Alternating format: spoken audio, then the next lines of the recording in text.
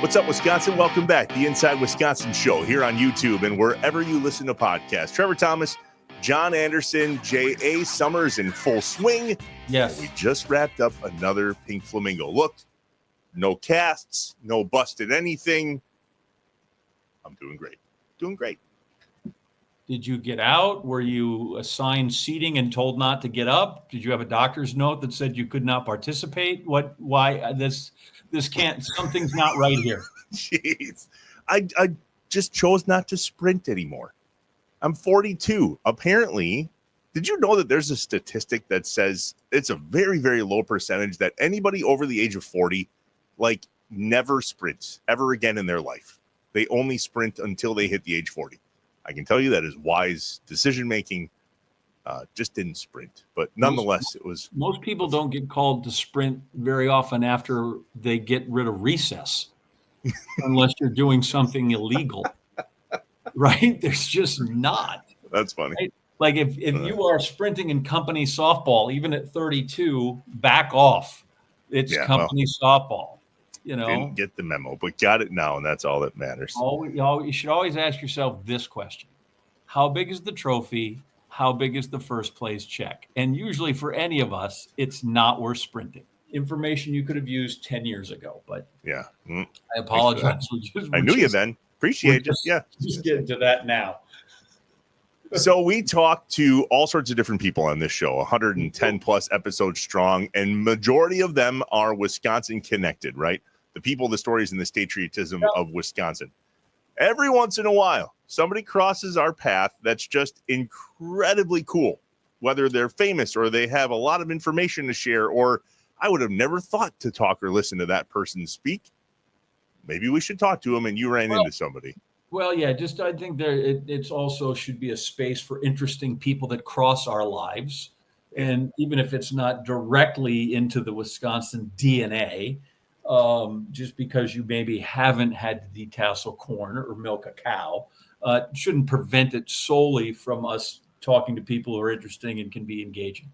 And Scott Reames, we're going to talk to today, who was Nike's official historian for many, many, many years, is a guy I met actually through Neil Everett.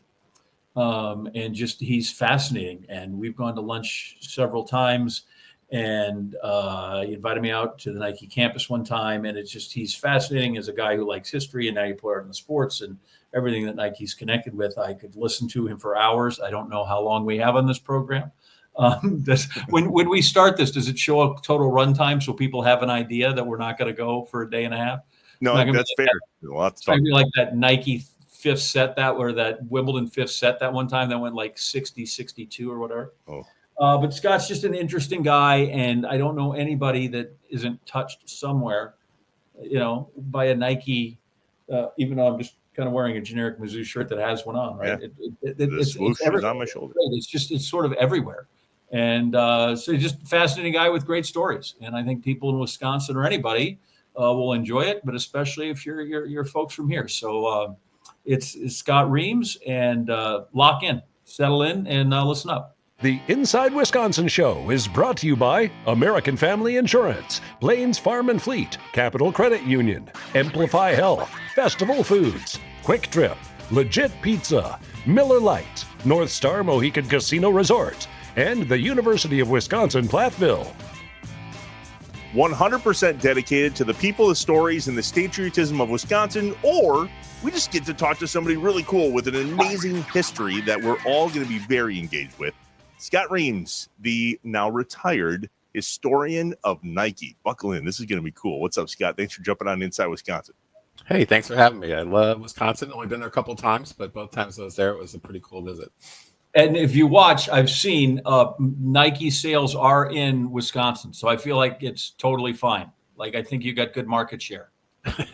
we do okay. We're actually, as a plug to one of my colleagues in another line of business, Harley Davidson. I've been to their museum in Milwaukee, and it is amazing. Their counterpart to me is a great guy, and he brought us in, showed us around before the museum opened. I was like, this is so cool. So some of this is my personal folly. I'm like, we should bring this guy on. I love Nike. I love the guy. He's got great stories. This is perfect.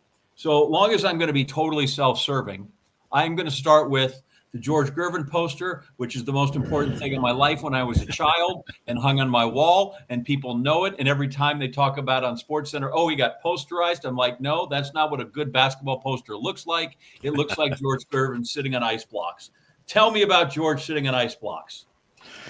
I'd love to, because it's a fun story. I got it straight from the photographer, Chuck Kuhn. We were actually purchasing the rights to a lot of those photos for the posters that we did in the 80s and 70s and 80s.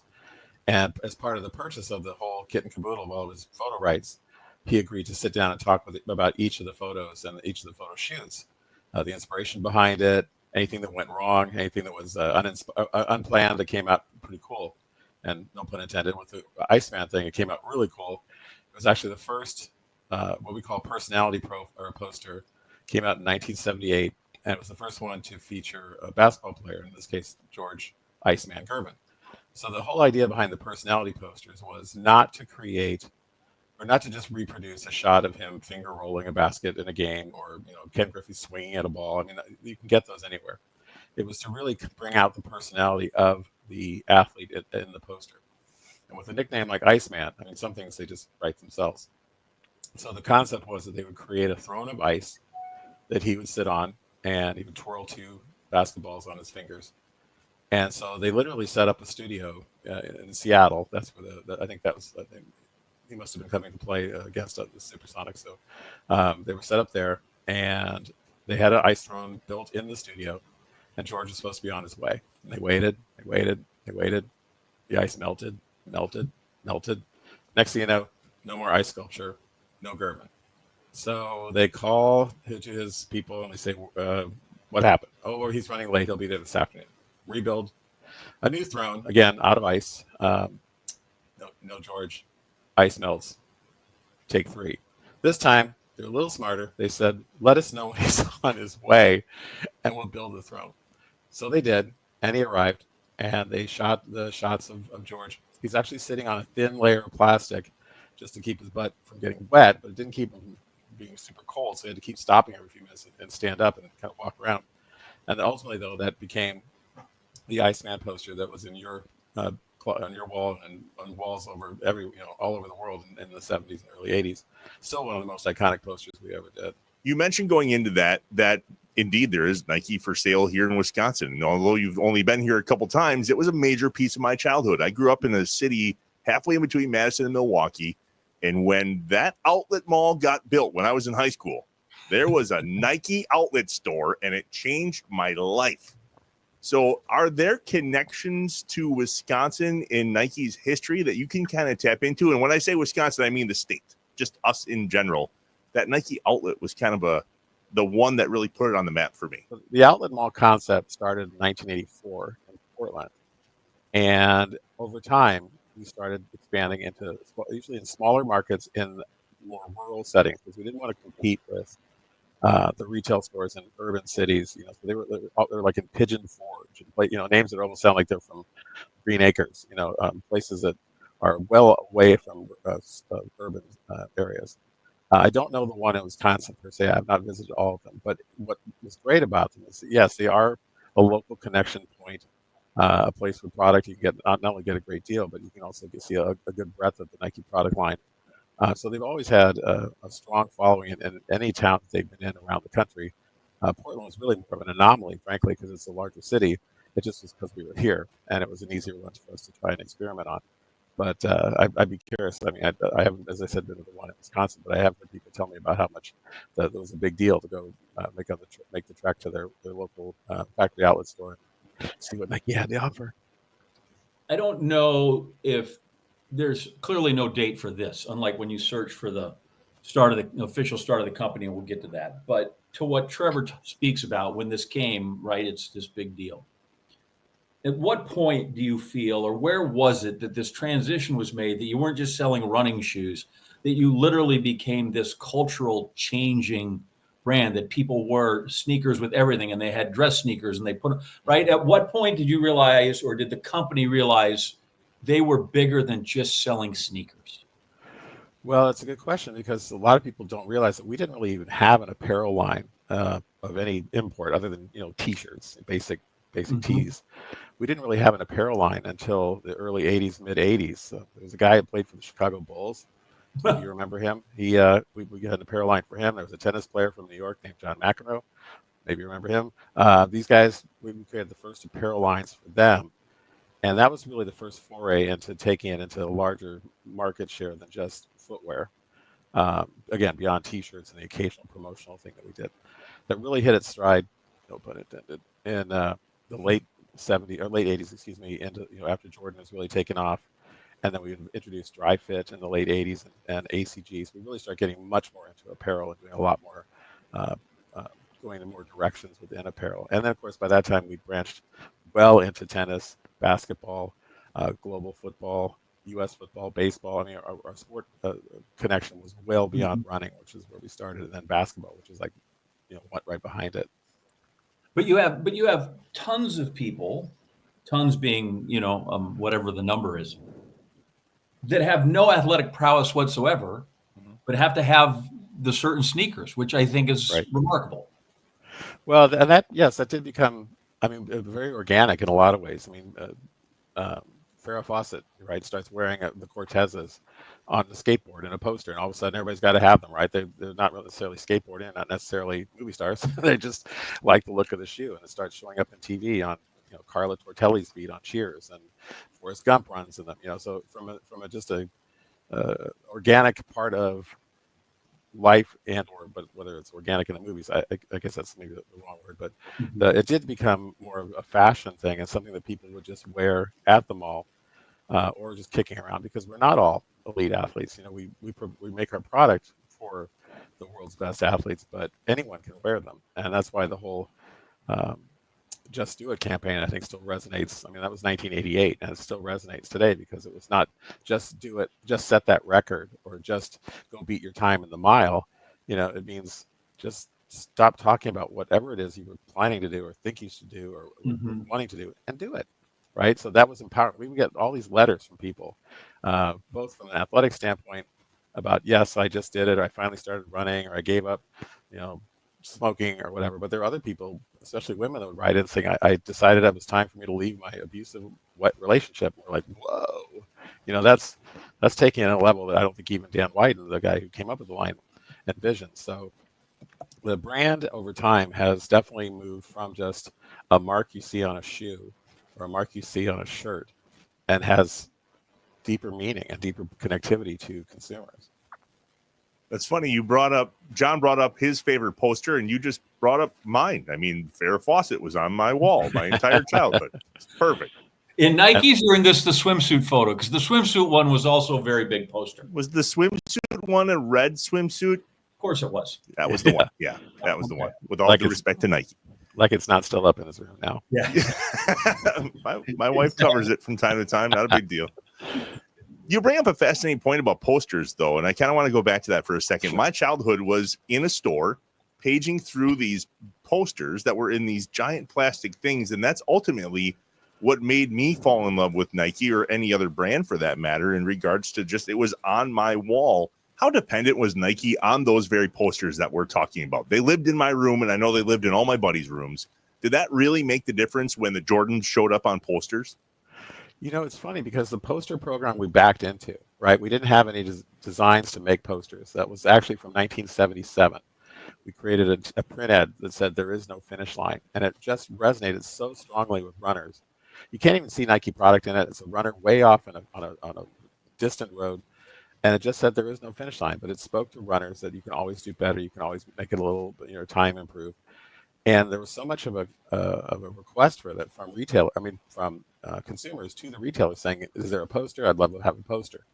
So we created a few posters, and we handed them out, and we gave them to the retailers, and they started selling them. We're like, wait a minute, we gave those to you to put up in your store, and they started selling them. So that the light bulb went off, and somebody within Nike said, why don't we just make the posters and sell them ourselves?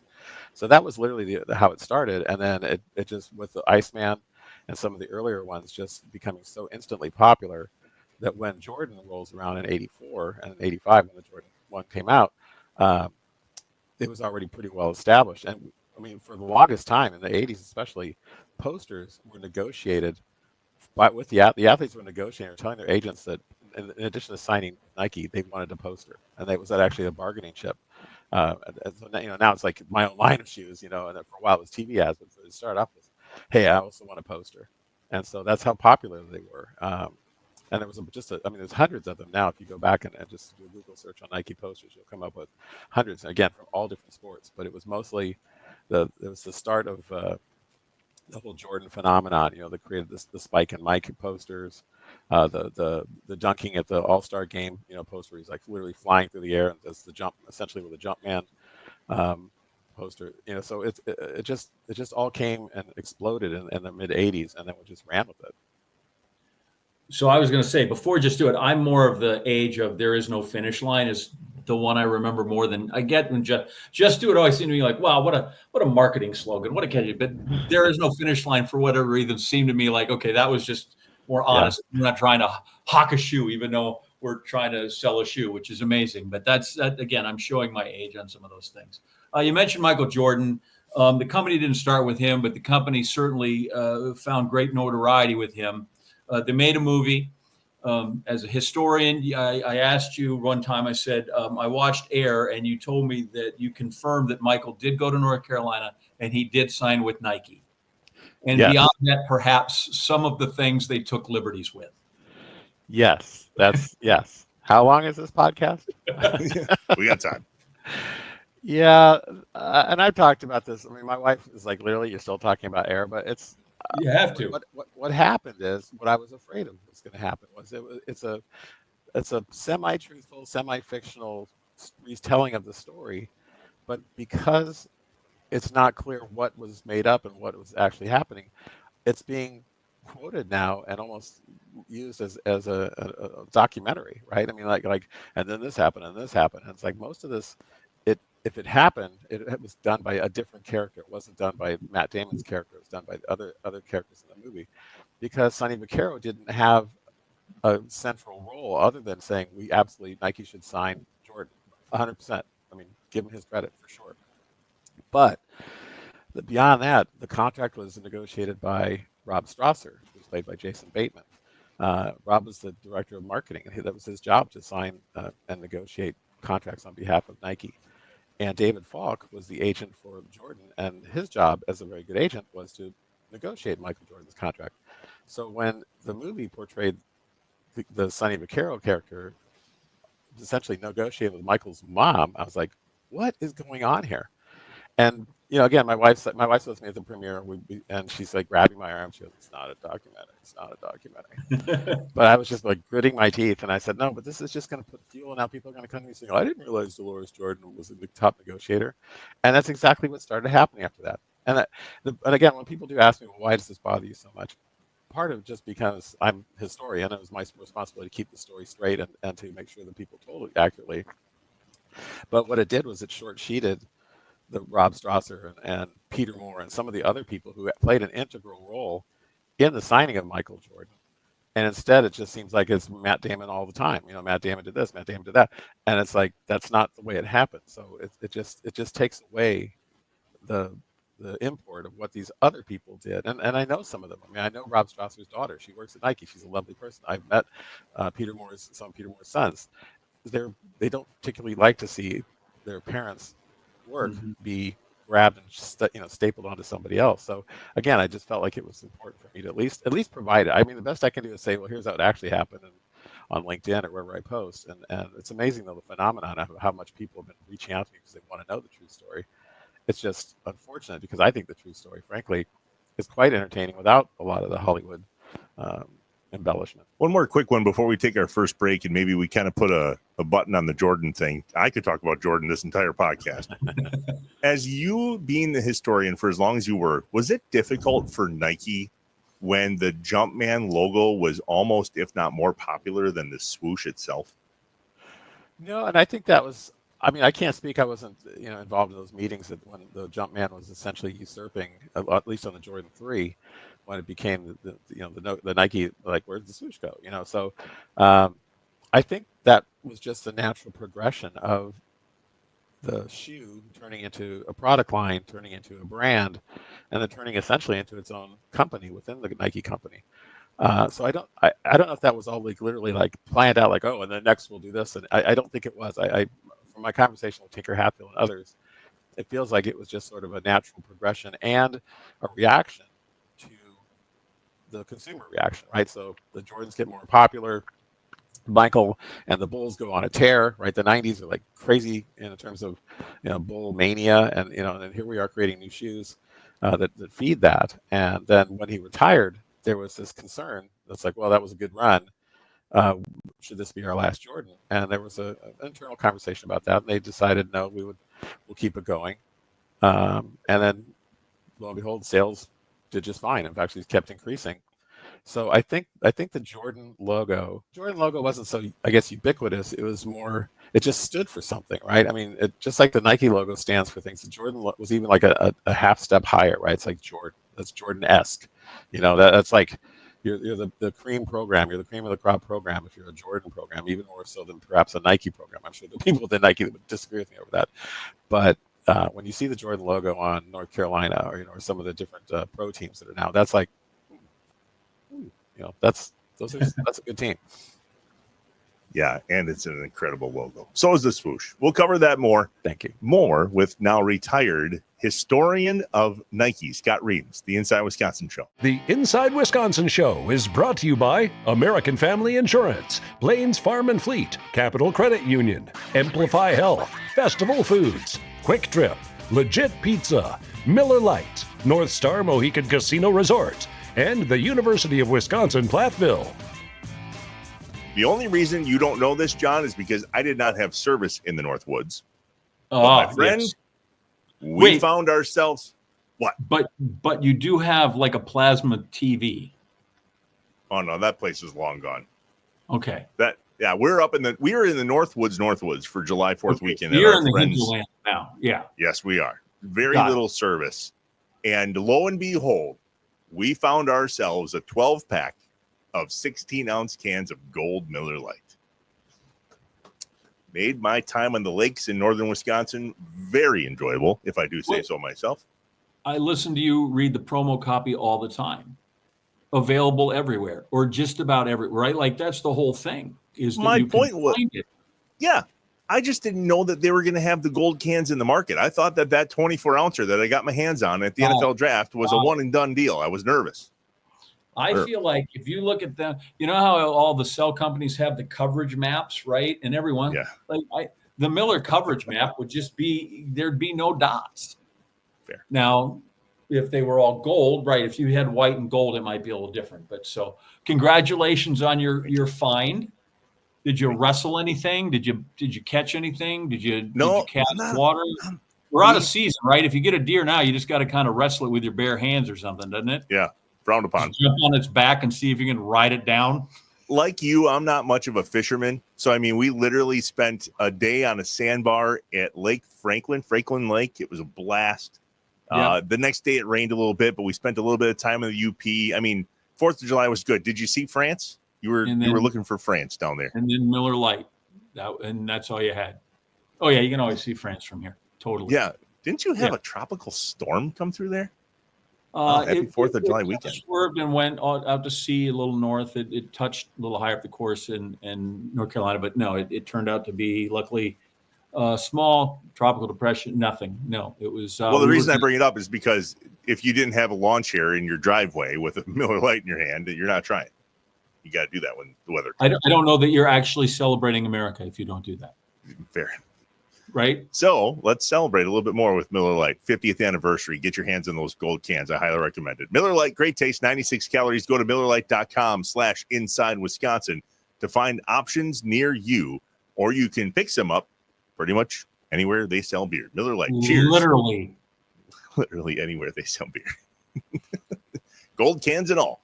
Cheers to 50 years of Miller time. Celebrate responsibly. Miller Brewing Company, Milwaukee, Wisconsin. 96 calories and 3.2 carbs per 12 ounces.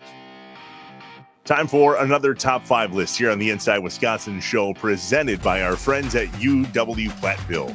Their renowned engineering and STEM programs offer a cutting-edge environment And with over 60 majors to choose from, always exciting stuff going on campus. Clubs, organizations, get there and discover why UW Platteville is a smart investment. Apply now, uwplatt.edu. So I mentioned at the top, we're coming off of a Pink Flamingo weekend, which is one of the bigger festivals here in Northeast Wisconsin. And you say, well, let's talk about some Wisconsin festivals then, shall we? Is it a festival or is it just a drunk fest? What's the difference? And I realize it all for a good cause, so I'm not trying to get in the way of that. I'm just saying. No, it's a festival. Yeah, I mean, at the end of the day, listen, I don't know that you could find a true festival in Wisconsin that doesn't serve beer, and there's going to be 2-3 people that get overserved a little bit. But sure, it's a festival. Yeah. Mm-hmm. Okay. So the top 5 are summer festivals, but we try to stay away from like Summerfest. That makes sense, right? Or how do you pick a county fair? Because there's 50 of them and they're all great. So we're trying to get away from that. And we're just figuring like, so kind of now when this airs till maybe, what do you say, the end of August, right? Because then you try to get into Labor Day. Post Labor Day is not summer anymore. Yes, we're coming in. So anyway, and there's some that I love that I thought they just seem almost too trite, like you'd expect, like Colby Cheese Days. Well, sure. Or Pulaski's Polka Days, right? Yep. Great. So these are 5 that I just found that I think would be strikingly different and amazing to attend. Can you not tell me where they are when you name them? I want to see if I know where these are. Well, some have it in the name, so it's hard not to. That's valid.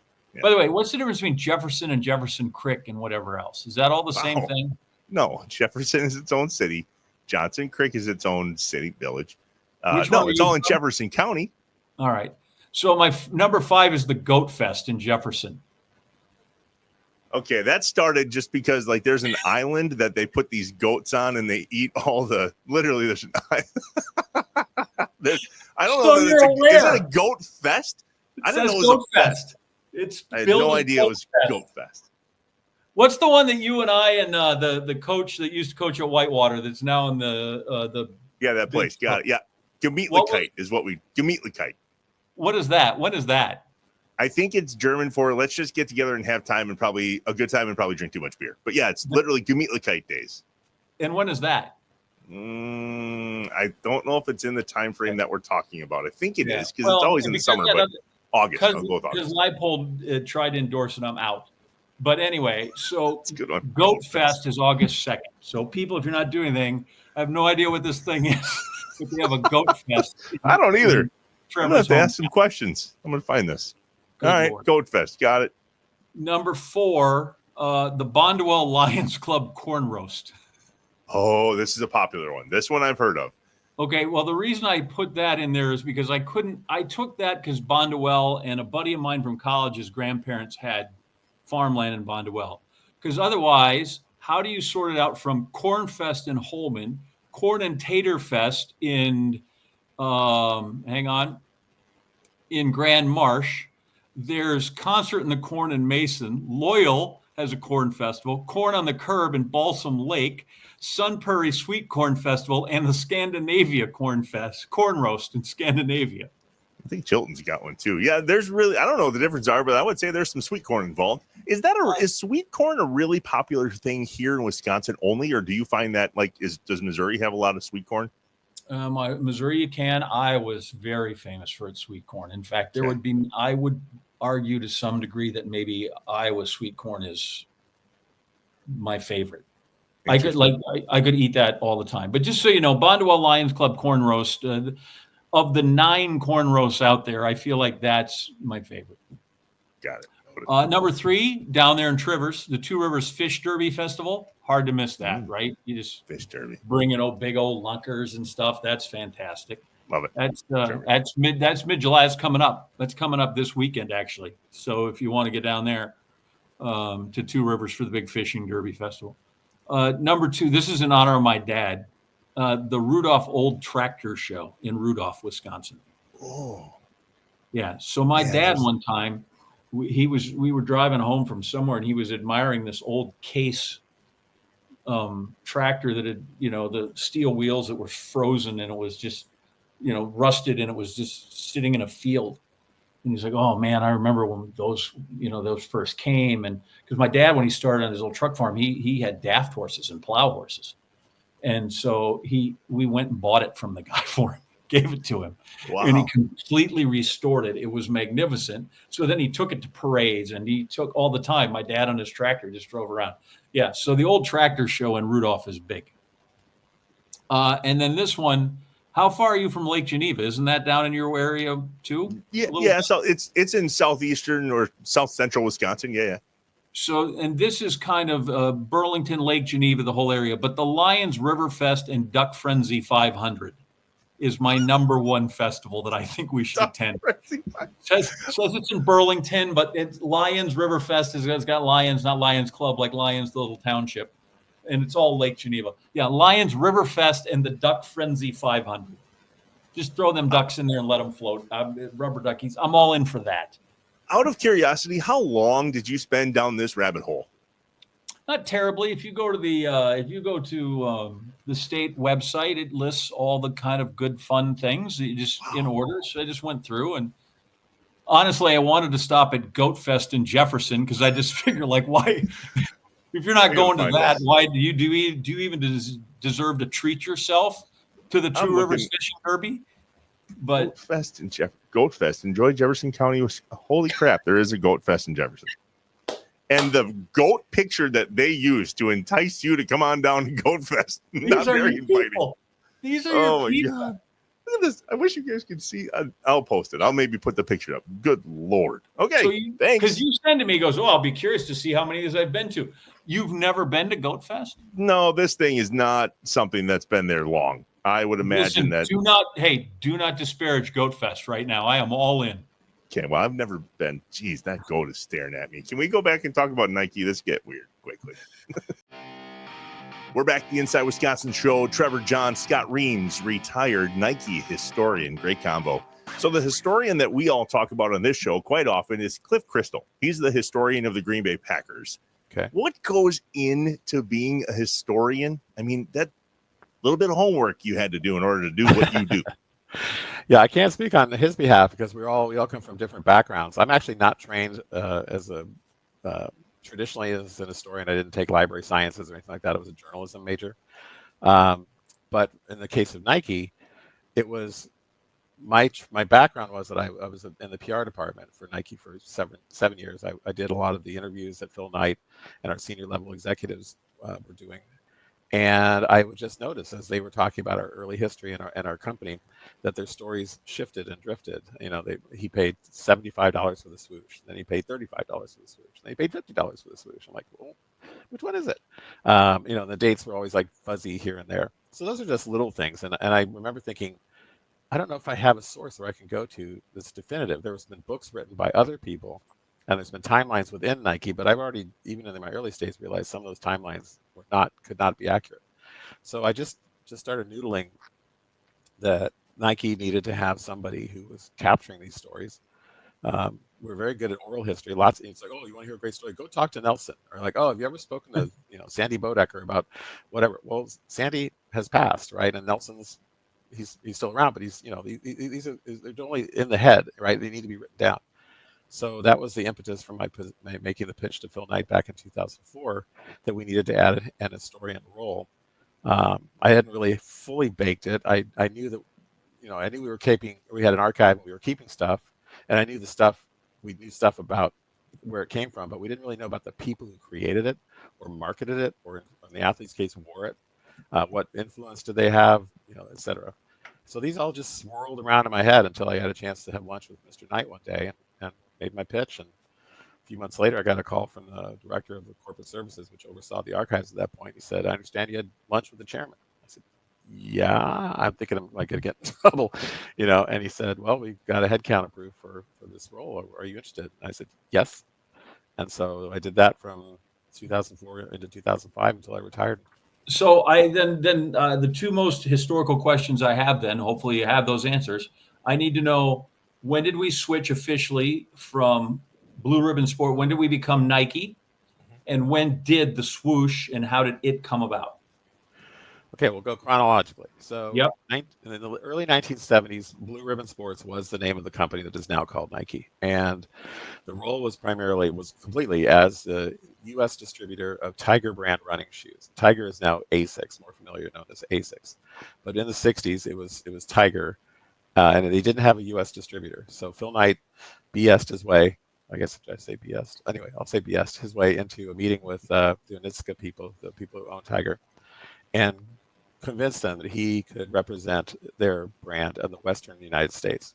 So that's how Blue Ribbon Sports got started. We basically were the distributor of another company's running shoes from 1964 to about 1972. So over those years, as we grew and the brand grew, Tiger brand grew, Bill Bowerman started to do a lot more ideating and doing a lot more creating prototype shoes, one of which ultimately became the Cortez. So first it was the Tiger Cortez and later it became the Nike Cortez. And the Cortez was by far the first landmark product that was made by Bill and was essentially starting to set the foot or the blueprint for what Nike would become. So you fast forward to 1971. So in 1971, Phil Knight learned that Onitsuka was planning to, if not breach the current contract, to certainly not renew it in 72. They wanted to essentially divide up the United States, which now Blue Ribbon Sports had the entire country, and make Blue Ribbon one of 5 regional. So basically that would have been a real step back for Blue Ribbon Sports. So Phil decided it was time for us to start looking for our own brand. And in February of 1972, pardon me, 71. Even I get it mixed up.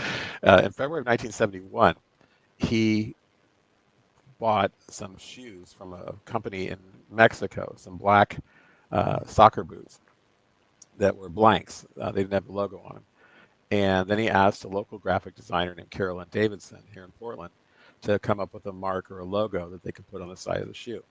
So she starts working on that. He's starting to put plans together on how to put this shoe to market, all trying to keep it away from and out of the eyes of the Onitsuka people.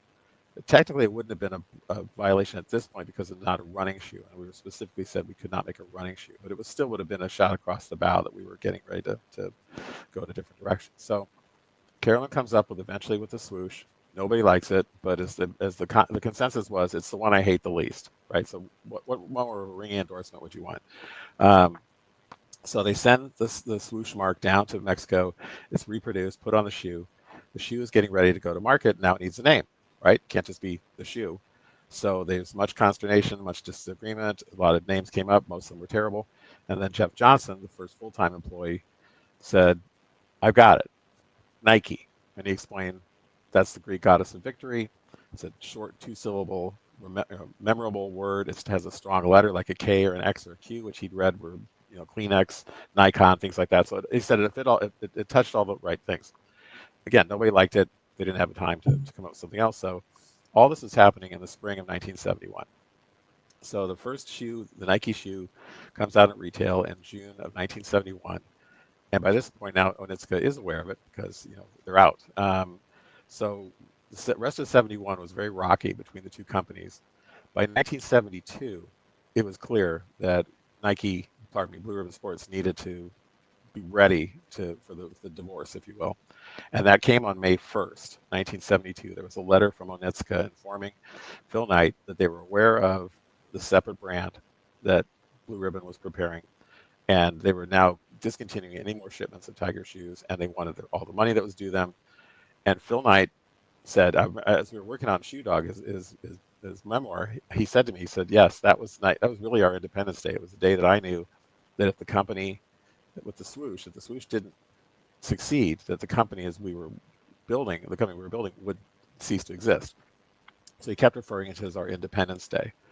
It was still called Blue Ribbon Sports, but in retrospect, as Phil looked back, he decided that May 1st, 1972 was essentially the founding of Nike, what became Nike, even though we weren't Nike Incorporated until 1978.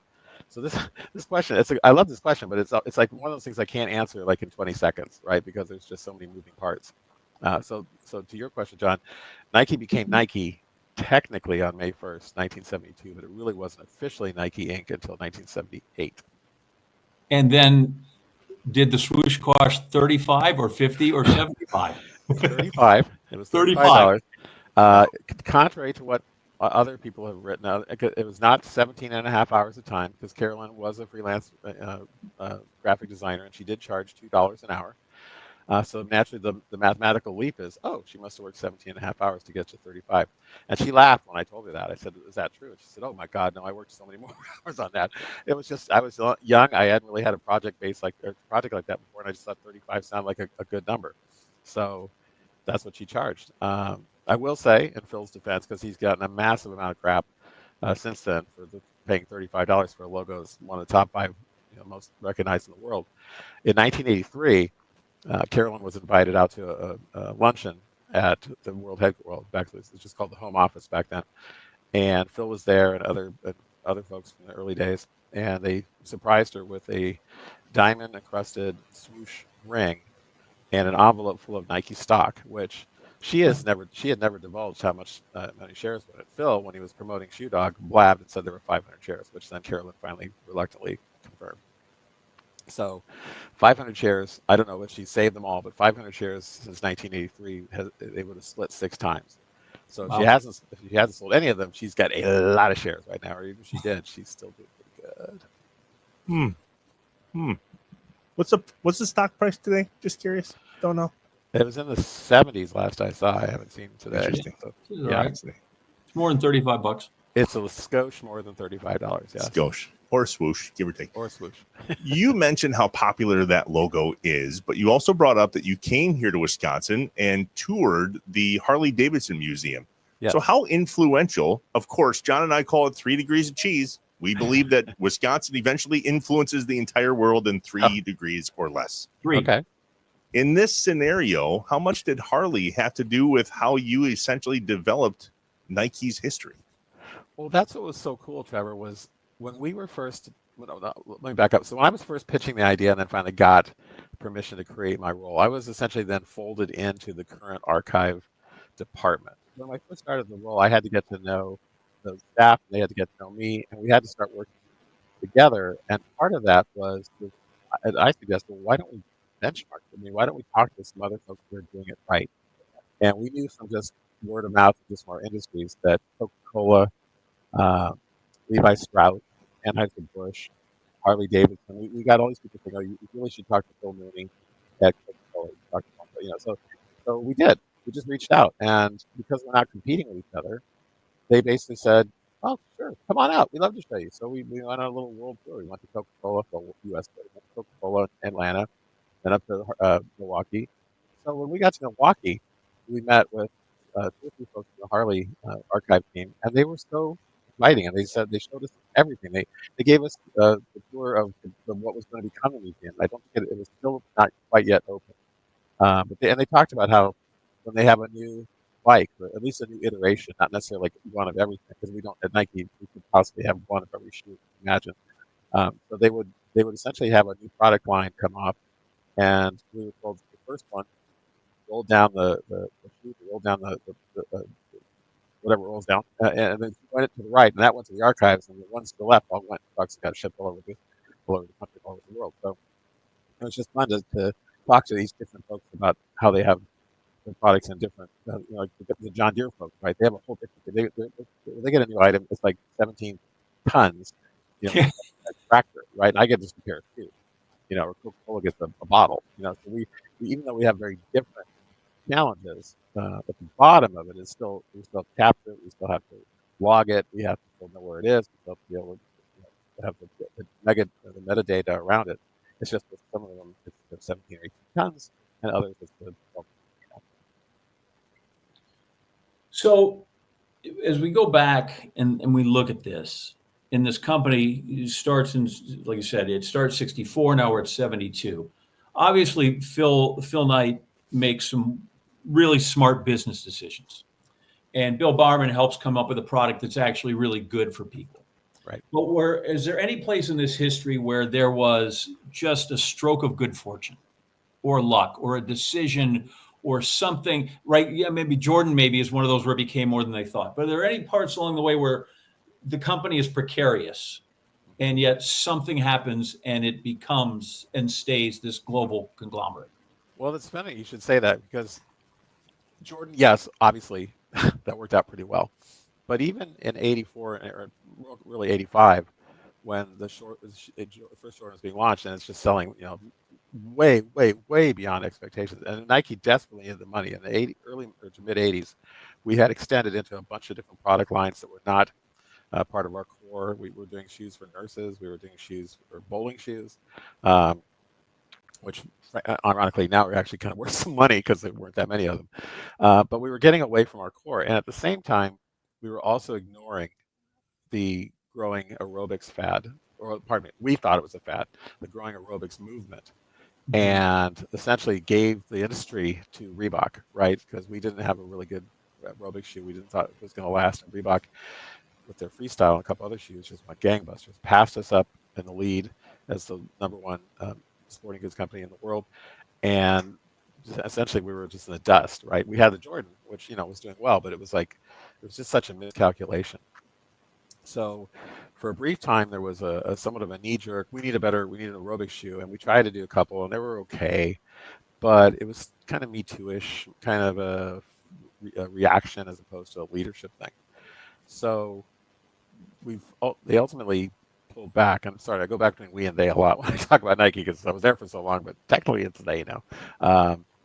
Nike decided that it was time to go and move into a different direction, and had just started with the idea of a cross-training shoe, a shoe that could be worn we were talking earlier about, to the mall, but also you could wear it playing tennis. You could then not change it. You could go play basketball, and the outsole was built in a way that you could accommodate multiple sports.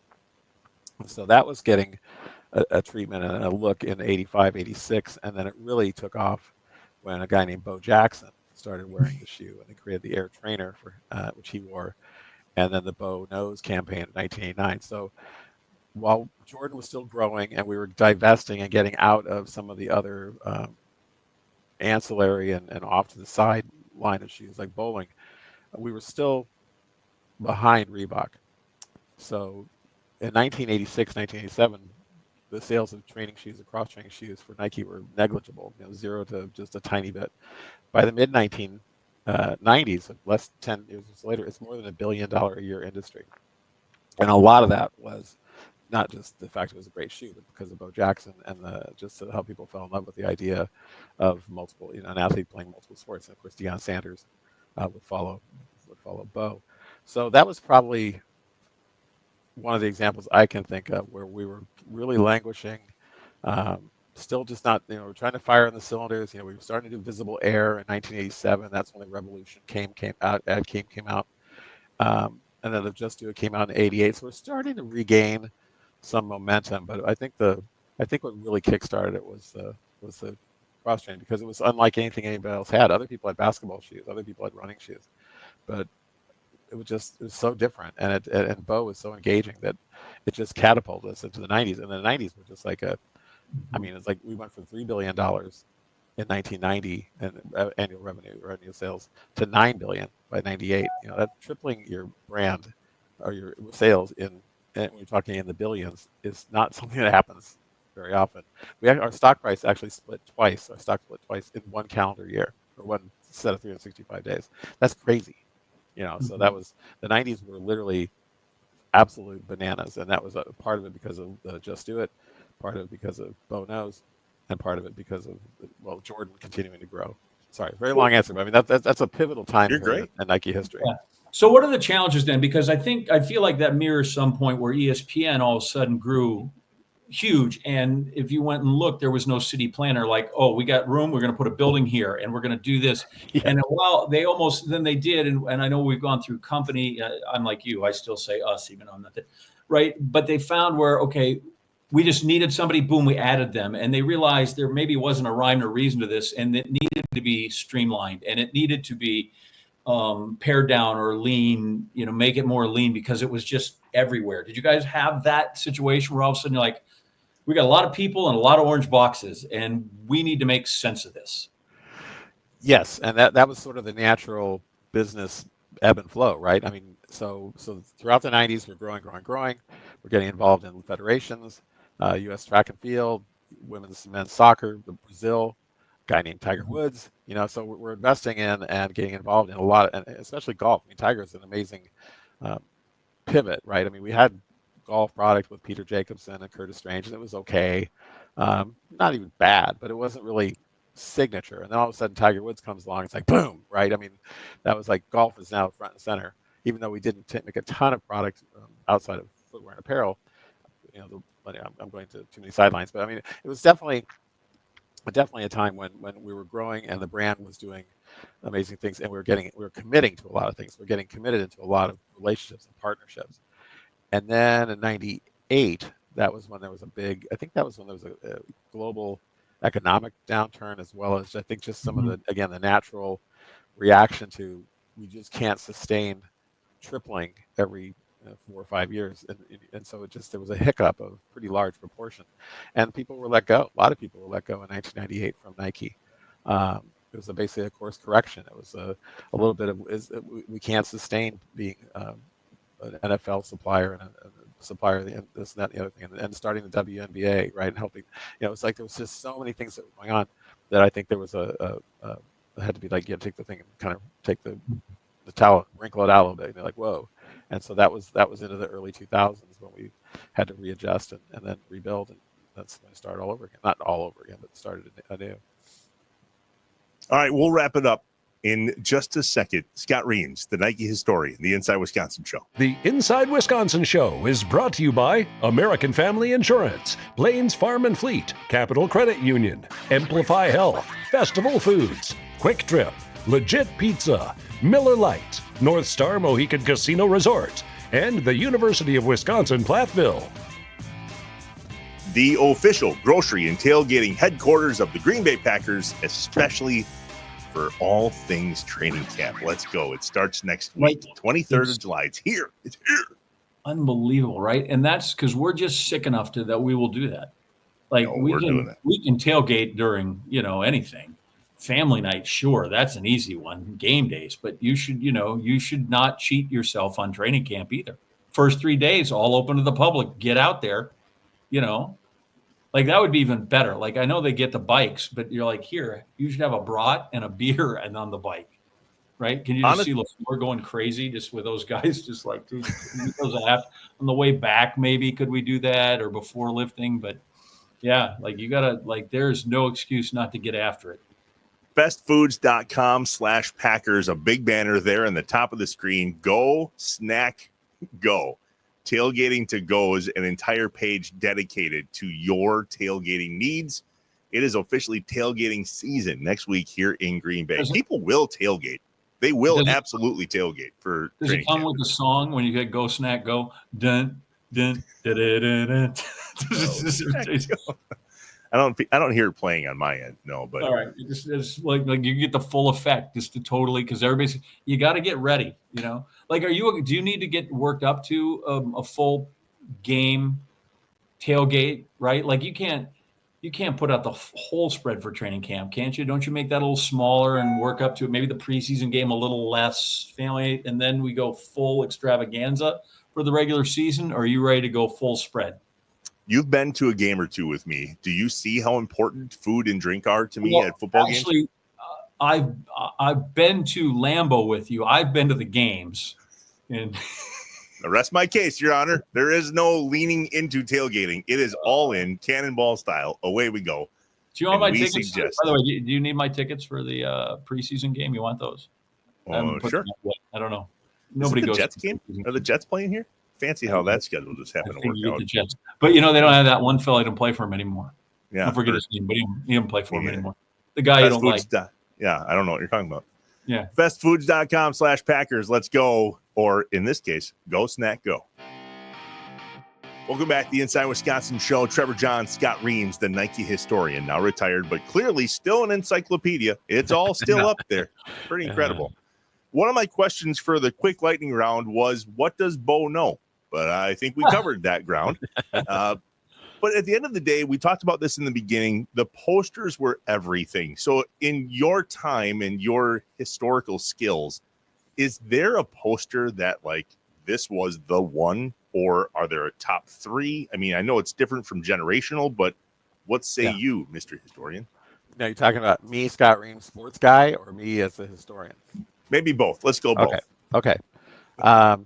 Because it's hard for me not to put "There Is No Finish Line" at the top, right? So if "There Is No Finish Line" doesn't capture people's minds and hearts and souls, it what doesn't create the poster business, right? So that to me, and the fact again, it was really the first brand ad we ever did, because it's almost all copy, and it's one runner way far away. I mean, you couldn't honestly say he was even wearing Nike. You can't see him. I mean, you just see this little tiny body, this little person. But it just spoke so strongly to people that they actually literally requested and request posters being made. So that to me has to be at least on the Mount Rushmore of posters, just because of its import and its impact on what came after that. And we mentioned George Gervin again, just because I know that story and because I met George. He's such a great guy. It's just a fun thing to know what was going on. Some of the other stories are great. And some are not. Some of them are literally like, he showed up in the studio, we tried this, we tried that, we tried this, and thank you, and then there's your poster.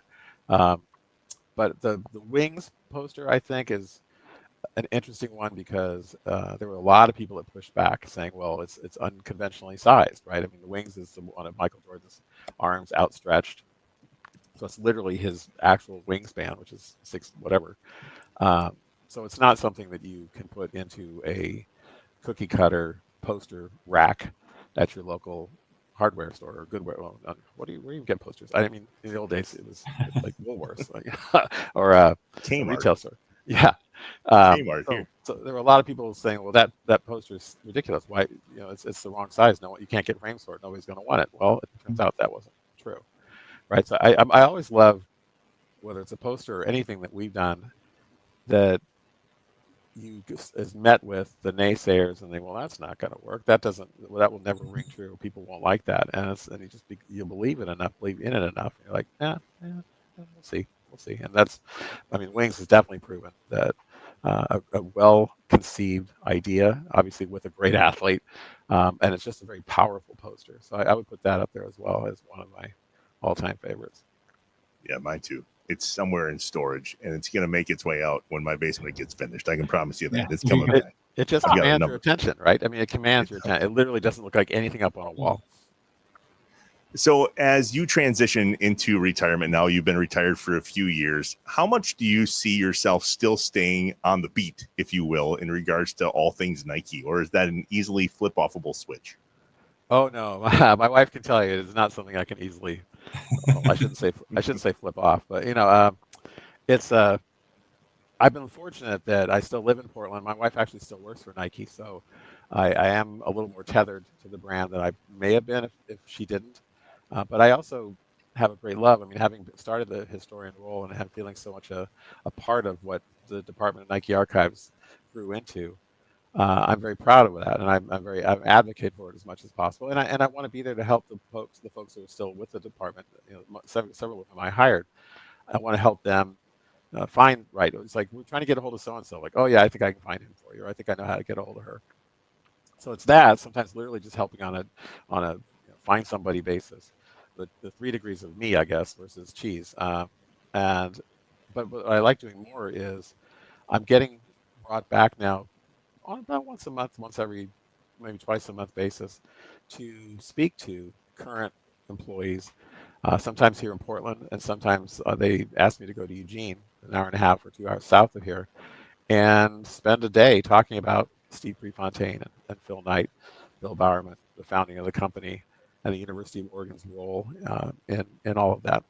And I would love doing that, right? I mean, let's face it, the last 5 years or so of my Nike career, I had a staff of 7 people.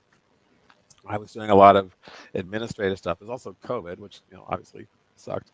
So I wasn't really getting to do a lot of storytelling and the story gathering and just doing what I love.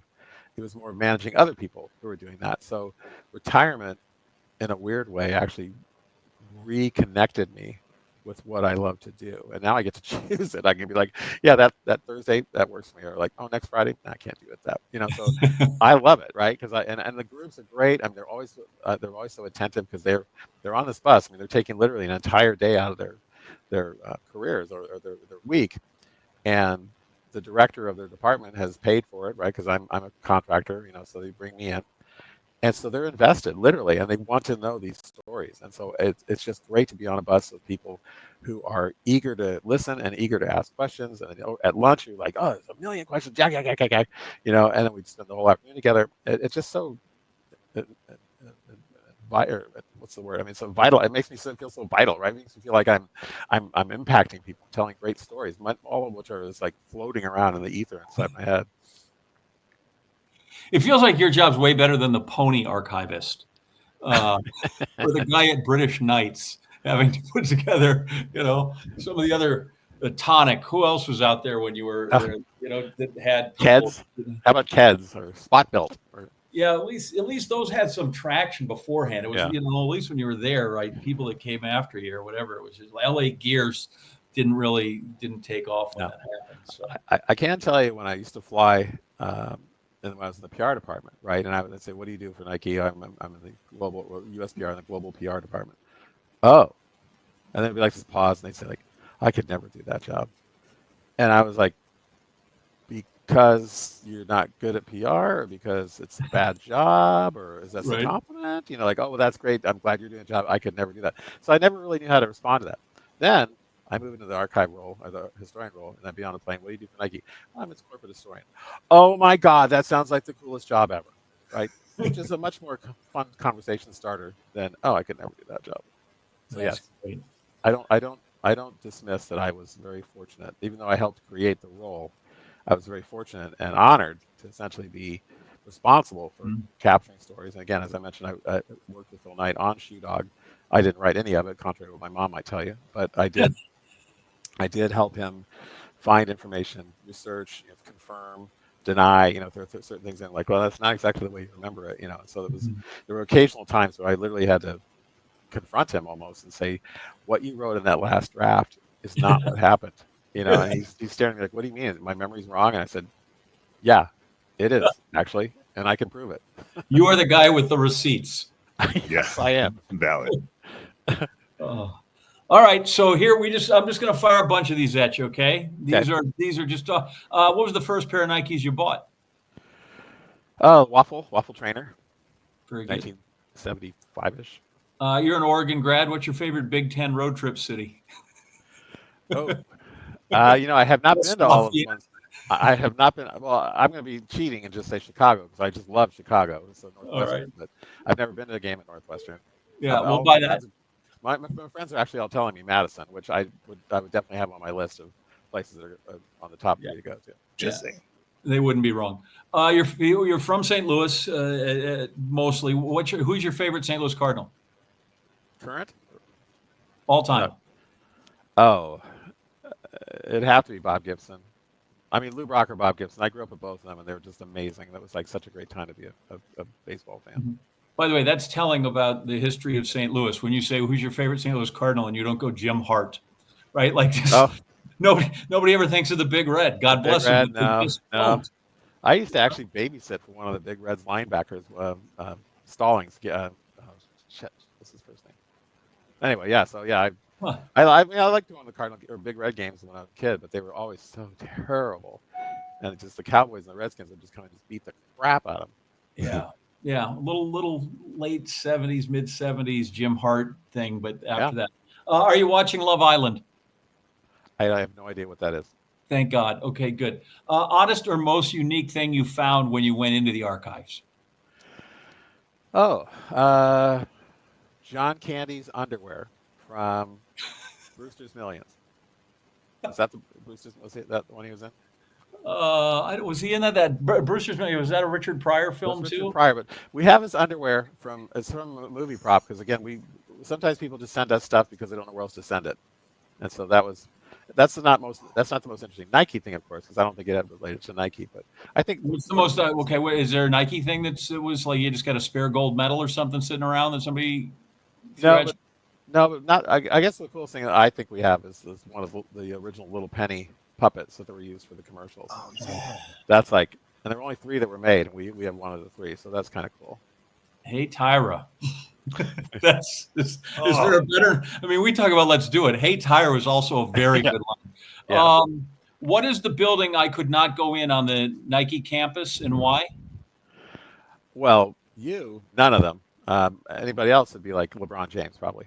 No, Yeah, I'm no. But kidding. what's the big black one? You said no, you can't. You just can't. Yeah. You shouldn't even look at it. That's the LeBron James building. That's where the Nike Sport Research Lab is housed. It's where all of the shoes that you'll see on the Olympians in 2028 are being worked on right now.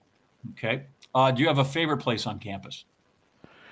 Depending on the time of year, yes. Especially in the spring, there's a Japanese garden that was part of our heritage. That's a long-time partnership with Anisho Iwai and now Sojitz, a trading company. And there's this beautiful area where it's like waterfalls and a creek goes through it, and it's like all these beautiful blossoming trees in the springtime. So that you cannot go through there and not have your blood pressure drop like 20 points. That's always good. Want to see where we can find some calm and some Yes. place to be resolute. This is very what do I say? Geographically specific, but I don't care. Okay. Trackdown pizza or Emos? Oh, Tracktown. Ugh. I know my St. Louis friends hate it when I say that, but Emos with that Provel pink cheese and the wafer thin, I was like, Yeah, actually, I don't get it either. It's in town, and when I'm in Columbia, I'm just like, I just don't feel it.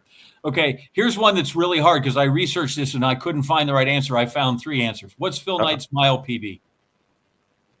personal best in the mile. 4:06. I found a 4:10, a 4:13, and a 4:15. Oh, Still really good. I don't know. Wow. Text him. Yeah, no, we can hold off on that. Who won the first ever NCAA indoor track and field championship? The first ever indoor track and field championship. Yeah, 1965. Let's say the University of Oregon. I have no idea. No, it's just for me, the University of Missouri. I Our should, no. championship. That would have been my guess. There. Most you've ever spent retail for a pair of sneakers? And if you've never purchased one retail, that's fine. I understand that. Too. Well, full retail, probably not, because I always get them through the Nike company store. So Okay. probably no more than. Well, that's not true. Nike used to own Cole Haan, so I bought a few pairs of Cole Haan. So if you take the Nike universe, I probably spent like $140 on a pair of shoes. All right. Celebrity you'd like to have as an Uber driver? As an Uber driver, well, if it was all time, it'd be Tony Gwynn, because he's just a great storyteller. If you're talking living, somebody I had immediately came to mind. Now I lost who it was. Oh, actually, I've met him a few times. Carl Lewis. Carl Lewis is freaking hilarious. So he would be fun because he would just be like jabber, jabber, jabber. Yeah, and by the way, great sense of humor. If I haven't told you, I'll have to tell you a story about him that just made me laugh because he was like, cool. That's like he's the 9-time Olympic gold medalist, and he's like, yeah, cool, no worries. Yeah. You live in Portland, but what is considered up north? Oh, up north, that to me is like Minnesota or I mean, up north for when people refer to that when I'm growing up, because I grew up in St. Louis, right? So up north would be like the Dakotas or Minnesota, because otherwise it's just Washington. There you go. Damian Lillard, Trailblazer or Buck?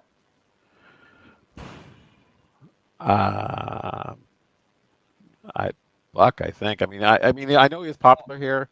I'm not a huge basketball fan. Don't tell anybody that. Okay. I just did because I grew up in the Midwest, so I've never been a huge Blazers fan. I just support them because they're local, and also Damian wears a different brand. Oh yeah, So there you go. He's dead to me. That's probably why the Achilles popped. Favorite cheese? That was said by John, not by me. Yeah. Favorite cheese? Allegedly. My favorite cheese. I do like a good pepper jack, but I love pretty much all of them except the really stinky ones. Can't get into those. Last one, and I think maybe I can't decide if this is going to be the easiest or the most difficult because you brought up Mount Rushmore. Okay. So in terms of Nike athletes, Jordan's on it. Who are the other 3? Tiger has to go there. I would put Serena up there because she's had, again, from impact. So the 4th, the easy one would be say Steve Prefontaine. and I certainly can make a case for him. He was only with us for like 2 years before he died. But he's also, again, the one that kind of set the blueprint for why we would sign a McEnroe, why we would sign an Agassi. So I would probably put him up there for that reason, because of just he was the one that begat everybody else.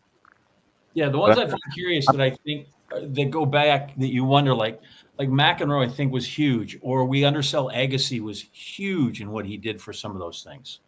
Well, it's the time, right? It's the time frame. Like, even you could even make a case for Barkley. I mean, in terms of just being an athlete that just like seems like he just feels like he's a Nike guy or a Nike person.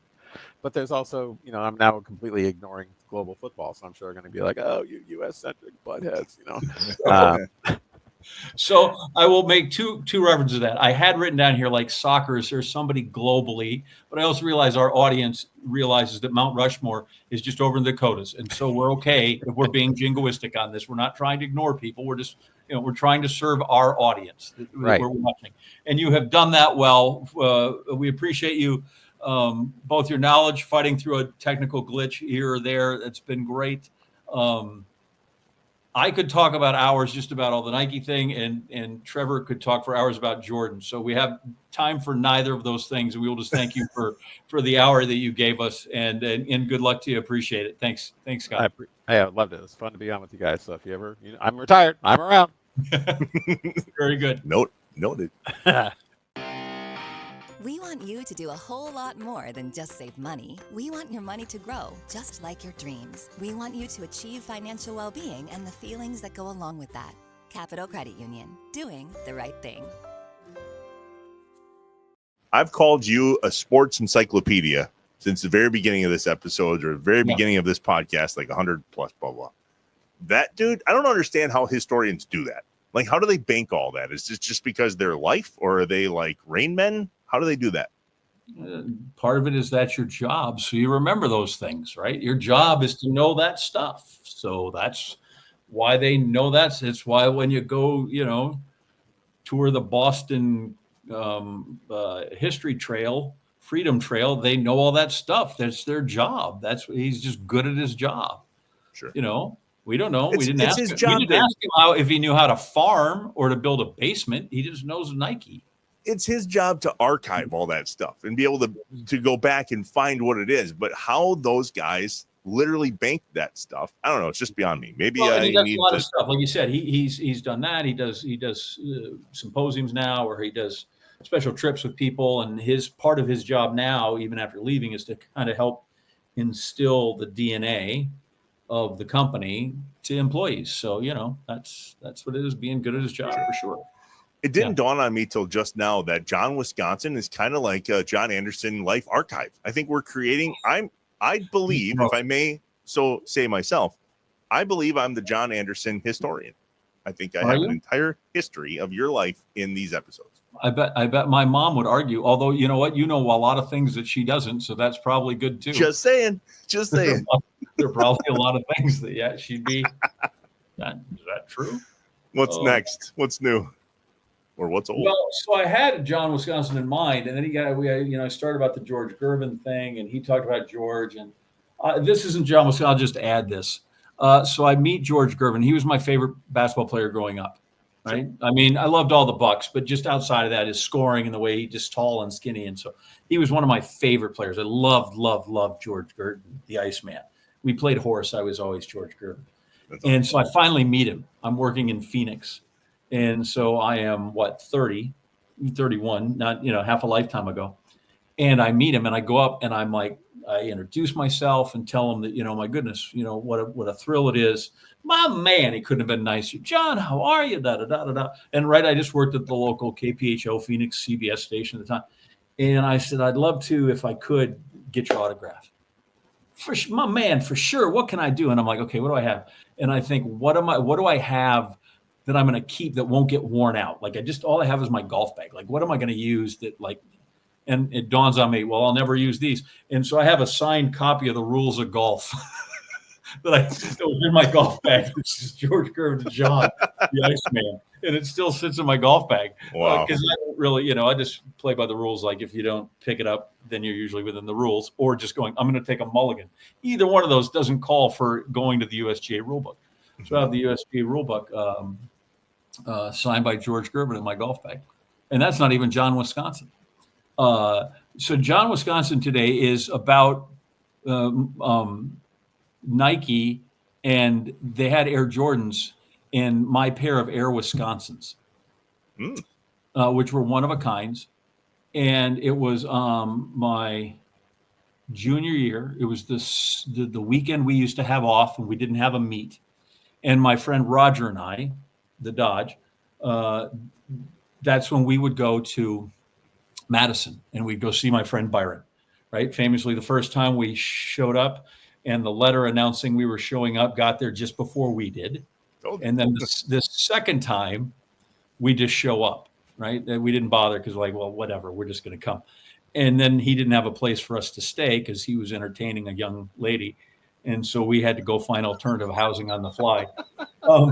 But we decide we've got some time to kill. And that's a whole nother story about finding. Where'd you stay? We stayed with my dear friend Annie Wallenfang and her roommate Nina. Yeah, so we had a wonderful night out. Raj just got polluted, but during the day we thought we had some time, so we're gonna. He's the only guy I know. He literally both times we went to Madison. I'm so off track here. We show up. He's got. I love it though. This is great. He's got like $14. Okay, and I get there's inflation, but he literally is like, we're going for the week. He's got $14. And he comes back somehow with like $6. You're like, oh, we went to Madison, you have $14. Yeah, we went and stayed with a friend in Ripon. And that's the one where we showed up and we're just like, hey, we don't have any money. And if you don't buy us dinner, we're just moving on. And she's like, I don't have any money. They're like, all right, we're leaving. And she went to the sock drawer and found like $20 and took us to lunch. Anyway, so we want to play basketball this afternoon. And we realize I don't have any basketball shoes. And I don't, I just need to.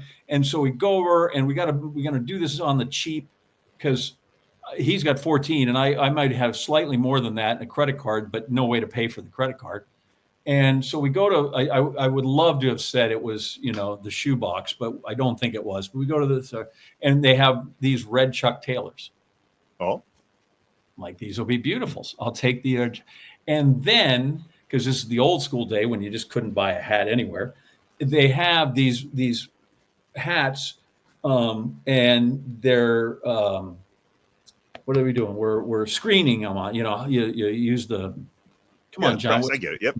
The press, and it's got the big W, and it says Wisconsin one side Badgers, and the big W on it, right? That they're just they're putting on the hats, and I realized this will be great. So I buy two of just the logos, and I have them snip off the Wisconsin and the Badger. And on each side of the Reds Nikes, they put on the W.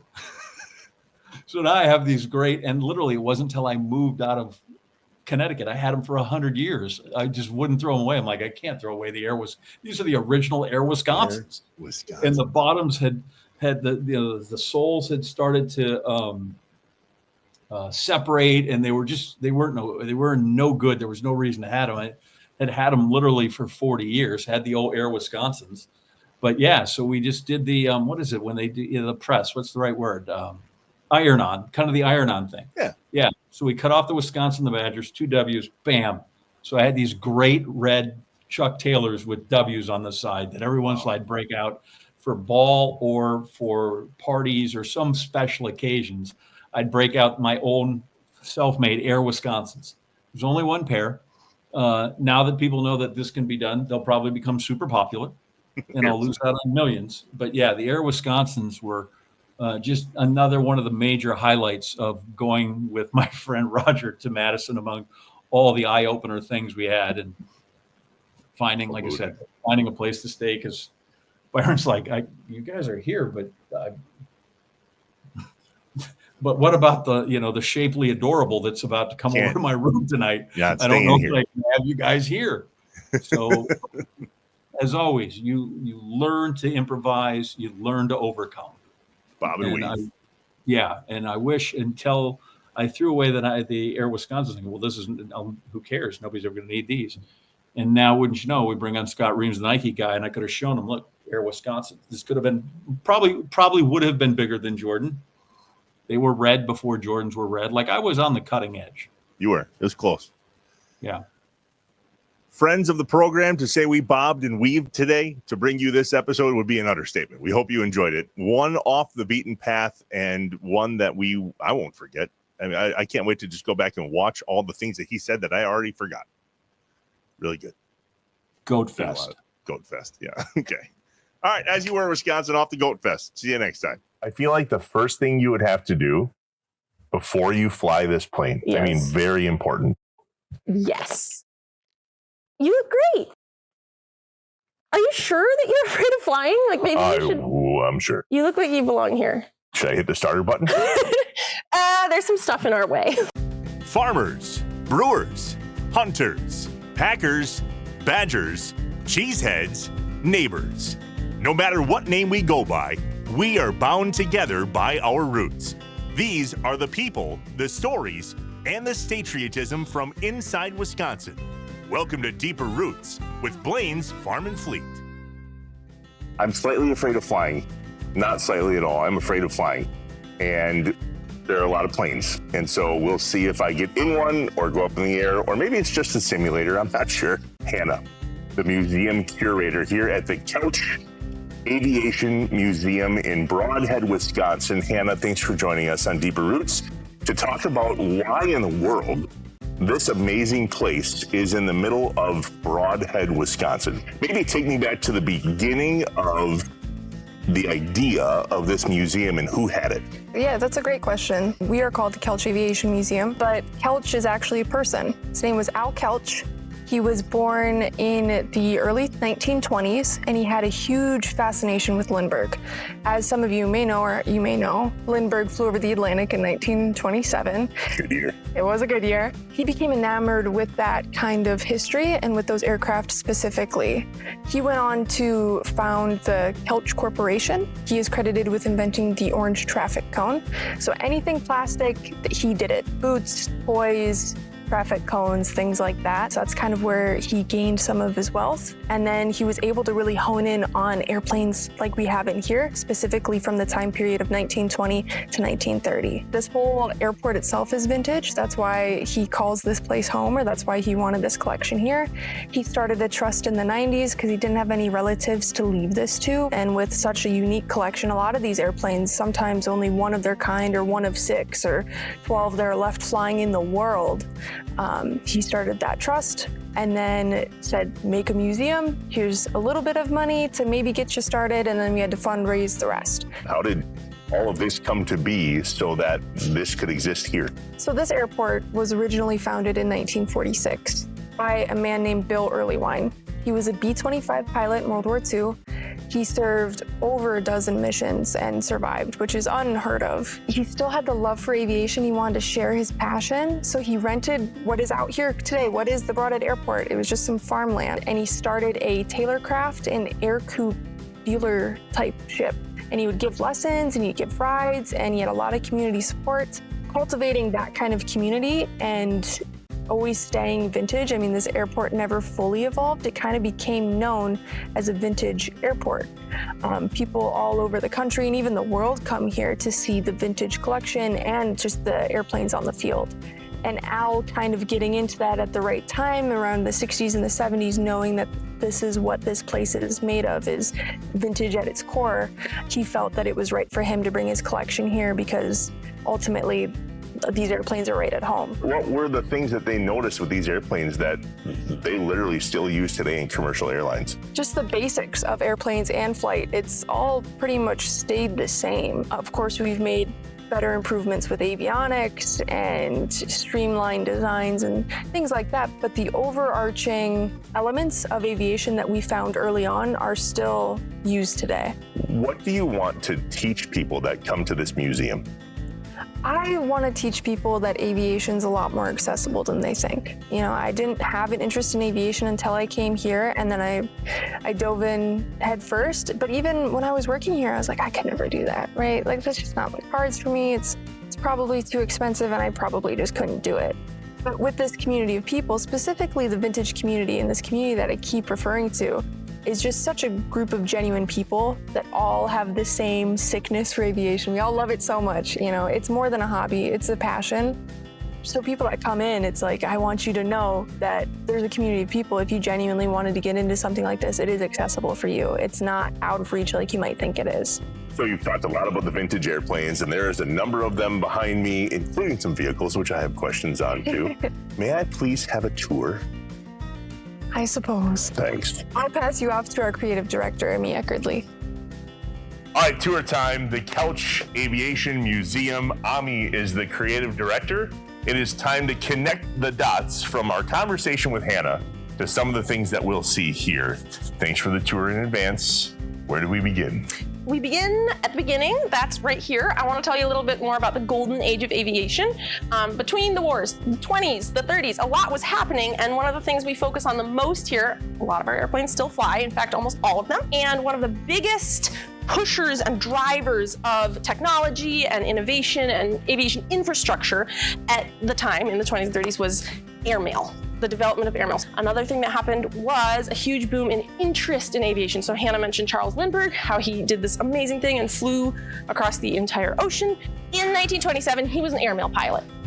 Airmail was brand new. We had all these guys coming home from the war, all these airplane surplus left over from World War I. What were we going to do with them? We can deliver things. We can haul passengers. We can haul goods. So airmail was developed starting in the United States in 1918. Airplanes at the time looked like this, and even more rudimentary. So they're open cockpit. It was hard to fly in weather, like cold weather or rainy weather or foggy weather. The only way to talk to the ground was shouting, which doesn't work very well over the sound of an engine. Hello! So there were no radios. There was no GPS, obviously. The only way of navigating was a compass and looking at the ground for landmarks. Obviously that works only if the weather's clear, if it's daytime. This is from the original Al Kelch collection. He wanted to have a Charles Lindbergh airplane. This one had been flown by Charles Lindbergh only once. When he returned from his famous flight and everyone was so excited about it, he did a goodwill tour around the United States and actually around parts of the whole world. He flew this airplane on a little special publicity jaunt from Chicago to St. Louis. So a lot of these aircraft have like a very personal story. Some of it is directly related to the airport here, some of it Wisconsin or a specific person. This airplane is an improbable survivor because it was one of only 11 built. It got lost for years. People didn't know where it was. It just kind of fell off people's radar. So while I'm explaining, you can like... Oh, I thought you were going to ask me to get into the airplane. Would you like to? We're going to do a little lesson on how to climb. When you climb in, there is a little footstool. You can hold on to here. You can hold on to also, this is a step here. And then you can step up, get your leg all the way over, and then you can stand on the seat here. Okay. Good luck. Is that a question? Yes. Good luck. I can do this. I think you can do this. 1, 2, 3. Okay, so yeah, perfect. That's a good handhold. Doing great. Yeah, doing great. Wait till you see me get out of this thing. You did great. Oh, I just sat on a seatbelt. Oh, look at this. It's actually kind of roomy. Right, there's a lot of leg room. So I'm gonna climb up and show you. I feel like the first thing you would have to do before you fly this plane, yes. I mean, very important. Yes. You look great. Are you sure that you're afraid of flying? Like maybe you should... I'm sure. You look like you belong here. Should I hit the starter button? There's some stuff in our way. In the mid-late 40s, this airplane was owned by a guy, and he was dating this young woman named Ruth, and he really wanted to impress her. So he decided to take her for a ride, and he sat where you're sitting. At the time, there were no shoulder straps. They decided to be really impressive and do a loop-the-loop. Well, he didn't get enough momentum, so he stalled at the top of the loop. But in that moment of weightlessness, Ruth just had her lap belt around her lap, and it's quite a wide lap belt, so she slipped out, landed against his upper wing, and he freaked out. And so he pushed the airplane down again, and all that gravity and a little extra G-force came back, and she smacked back into the seat. Anyway, they got to the ground, and he was like, she's gonna be really mad. But apparently all she said was, if you're gonna do that, you should learn to do it right. And they still got married.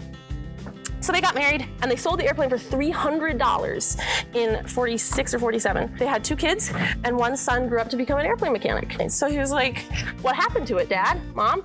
And they were like, we don't know. So he spent 20 years looking for it, and finally somebody found an old rusted out airframe in a barn. And they're like, I think I found your airplane. Wow. They restored the airplane, it's back in the family, it's still owned by the family, it's on display here, but the man whose mother luckily survived that loop-the-loop, he still owns it and he's on our board now. So that's the Butler Blackhawk story, and every airplane in this collection has a crazy story. Maybe not involving falling out of airplanes, but involving people and adventures, which is what makes this place so cool. Ami and Hannah, you guys have been awesome, and you are a wealth of information, and there are a lot of stories to be told here in Broadhead, and I think it's really cool that you guys do this for people like me on the ground. Thank you for teaching me all the things here in the cockpit. There's significant deep roots here in Broadhead in this museum. It's hard to be here and not soak it up. And I feel like there's sort of a legendary legacy to soak up. The Broadhead Airport, Bill Earlywine, Al Kelch, they're all still here in a way, you know? So come visit us and you'll feel a little bit of it yourself. Do you remember what the question was? Yep. Good, I don't. There's a reason I'm not a pilot. I do not fit. You fit just fine. You cannot scare me anymore than I am already scared of flying. I feel it. And I also feel that these leather hats do not breathe. No. Very protective. Very protective. We're all about safety. All right, get me out of here. Found it. Noggin. Boom. Let me tell you, the words flight and fright sound eerily similar to me. I don't know about you. Good thing our friends Hannah and Ami over at the Kelch Aviation Museum in Broadhead took great care of me during the episode, the latest Deeper Roots with our friends at Blaine's Farm and Fleet. I can't thank them enough for the work that they do preserving Wisconsin's legacy in aviation and, of course, for keeping me on the ground. That said, go pay them a visit. They have a great slate of events coming up and throughout the entire year, so check them out online and follow them on their social media channels. You won't regret it. You know what else you won't regret? Heading over to farmandfleet.com/deeperroots and filling out the entry form to recommend a friend, a family member, or yourself for a chance to be our next guest on Deeper Roots. We'd love to hear from you. And of course, hit subscribe, give us a thumbs up, leave a comment below if you're on YouTube or anywhere else. Let us know if you enjoyed the episode. And of course, if you're listening to the podcast, a 5-star review would be splendid. Thanks. We'll see you next time. Talk to you later. Bye.